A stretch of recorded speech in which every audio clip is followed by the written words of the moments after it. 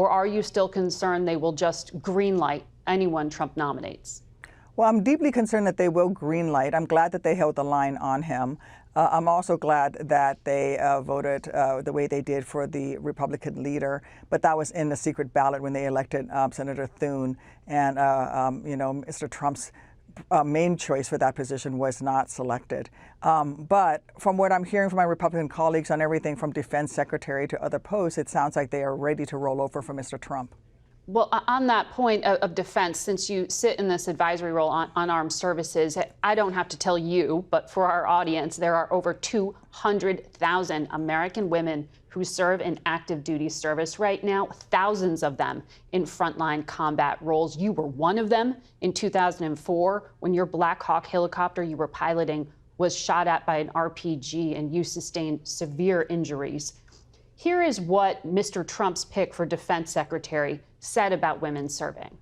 I'm straight up just saying we should not have women in combat roles. It hasn't made us more effective, hasn't made us more lethal, has made fighting more complicated. Do your colleagues who sit with you on armed services believe that Mr. Hegseth's statement there is an issue that he needs to perhaps retract?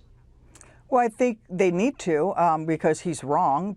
Our military could not go to war without the 220,000 plus women who serve in uniform. The women in our military does make us more effective, does make us more lethal. And let me just make one thing clear.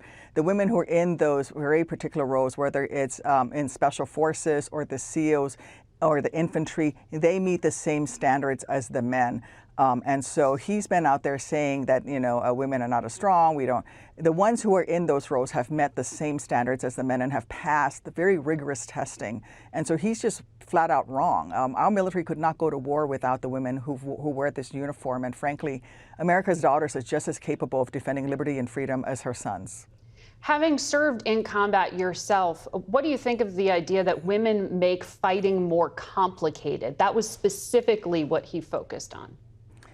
Well, it just shows his lack of understanding of where our military is. He was a pretty low-ranking guy in the military, and he never had a command position. He was a platoon leader, I think, once or twice, but he never even commanded a company. And so this is a man who is inordinately unqualified for the position.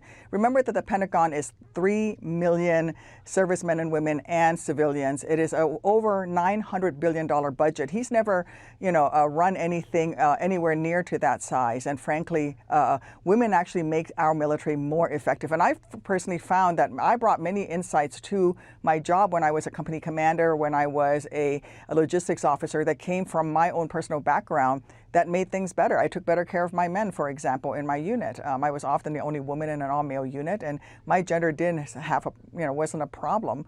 I just adapted, and we continued to perform the mission.